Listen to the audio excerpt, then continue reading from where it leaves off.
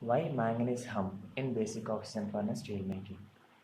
Initially, when we start blowing oxygen, manganese and silicon both get oxidized and both will form oxides of different chemical nature. Both will neutralize their chemical nature and forms 2MnOSiO2. Manganese weight percentage in metal is decreasing because of its oxidation. Secondly, with increasing time, dissolution of lime increases, which is having high basic nature than manganese oxide. So it replaces MnO and forms 2CaOSiO2 and releases 2MnO free into slag. Weight percentage of MnO is increasing in slag, so its activity is increasing.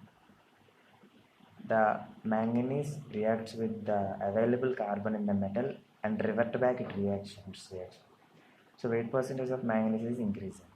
In the end, due to decreasing carbon percentage, very less amount of carbon is available for oxidation. So manganese reoxidizes to MnO in the end. So again manganese weight percentage is decreasing. This is the reason for manganese hump in LD or basic oxygen furnace steel making.